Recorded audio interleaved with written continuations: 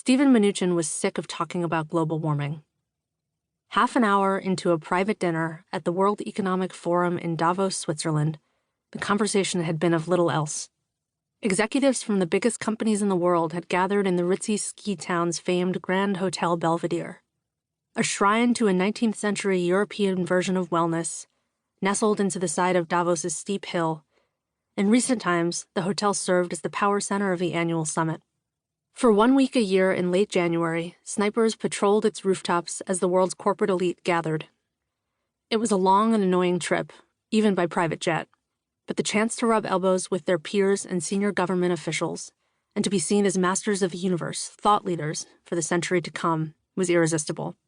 Among the attendees at that evening's dinner were Uber CEO Dara Khosrowshahi, Facebook's Sheryl Sandberg, Chevron's Mike Wirth, IBM's Ginny Rometty, Volkswagen chairman Herbert Diess, and Wall Street dealmaker Ken Moelis, along with Mnuchin and his colleague in Trump's cabinet, Wilbur Ross, the octogenarian commerce secretary. This kind of dinner was exactly what these corporate executives had come to the Alps for. Squeezed around a long table covered in white linen and dotted with fresh-cut flowers and elegant candle tapers, the group had somberly, if not soberly, discussed the need for more radical action on climate change. It was the kind of tin-eared talk that was as much a part of Davos as alpaca-lined parkas and galosh-covered Armani loafers. The organization behind it all, the World Economic Forum, had been founded in 1971 by a Swiss university professor as a humble academic venue for resolving international conflicts and promoting shared prosperity. But in recent years, it had become a capitalist cheerfest, where the highest-tier tickets cost more than $500,000, and even a Spartan hotel room fetched more than $600 a night.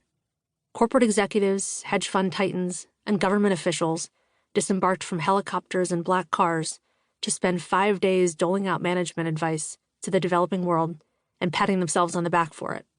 In 2020, more than 100 billionaires were in attendance, and even for Mnuchin, a wealthy man himself, a former Goldman Sachs executive turned Hollywood producer who had been one of Trump's first cabinet picks, the hypocrisy was a bit thick.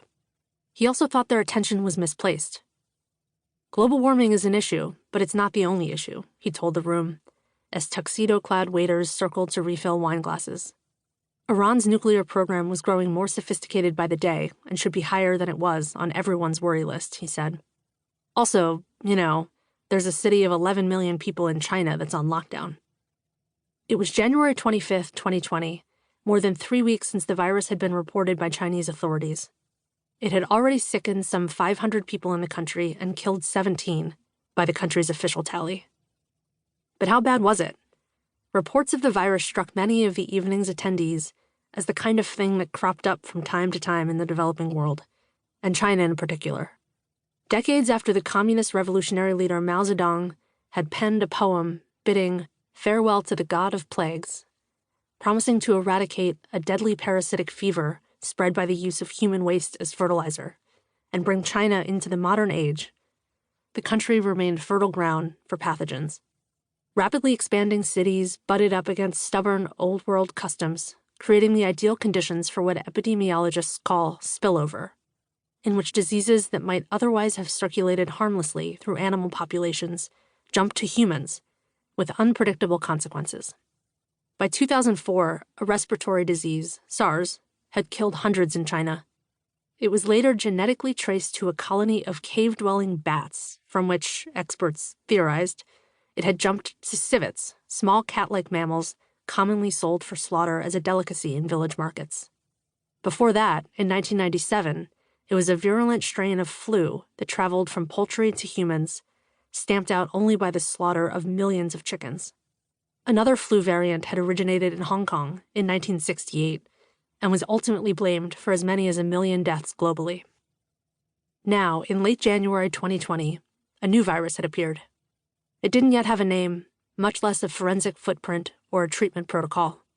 But to those global observers who knew what to look out for, it had all the markings of a killer.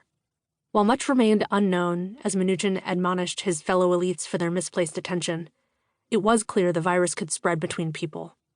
Early studies suggested it could live on surfaces, possibly for days.